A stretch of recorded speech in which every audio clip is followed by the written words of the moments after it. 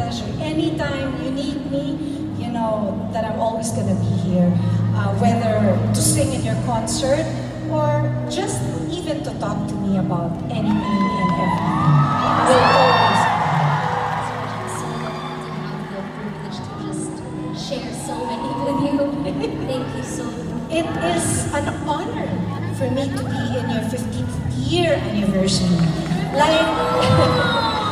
Like I said, I think you are an amazing singer. You have so many talents. Grabe, you write songs, you play so many instruments, and not only that, you can act.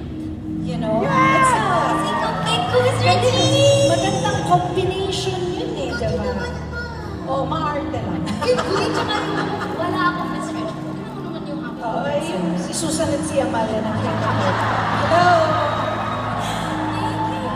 Thank you. I actually wanted to also remind everybody of Bisaya ka sa Miss Rich Bisaya! Yun po. Uy! Salamat kaayo kay...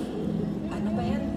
Pinakanta mo ako doon sa Ihila. It's one of my favorite songs of hers. My favorite talaga na namalag ka nakakakanta kasi pa Juliet ko pinapatugtog yung...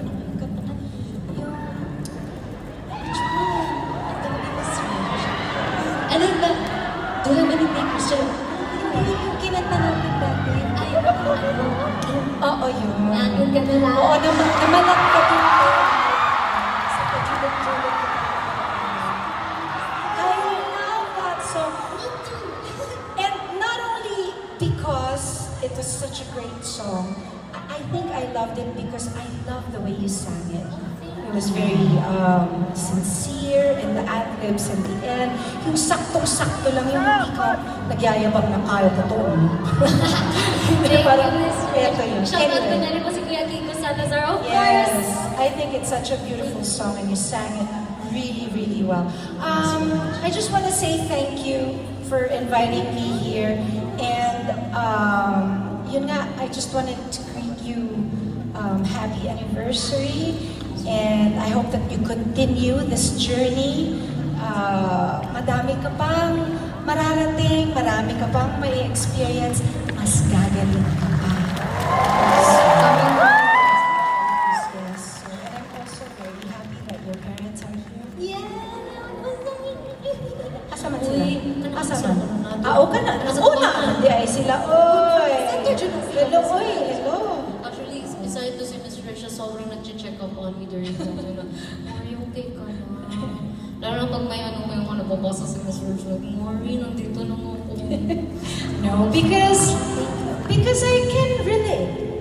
You know, and I also wanted to not just be a friend on stage, but also be involved, hopefully, in your lives. Yung mga kabataan ngayon, kasi syempre parang gusto kong maging tenga, maging boses ninyo, na gusto ko lang malaman ninyo na I really am just here.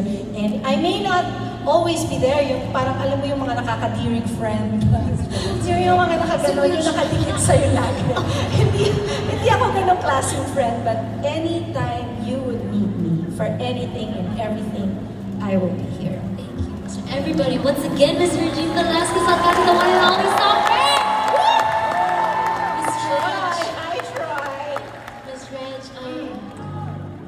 syempre di pwedeng isang kanta lang. Miss Reg, would you do me the honor to sing this very special song with you? Yes. But before we get into it, I also just want to share na sobrang special po itong song na to for me specifically because I'm not sure if you remember, but I think the very first time that we shared the room together, it was a gala and you were seated as a guest and I performed and it was this song. I'm not sure if you remember. And so it would be an honor, Miss Rush, to sing this song with you and for everybody. Yes.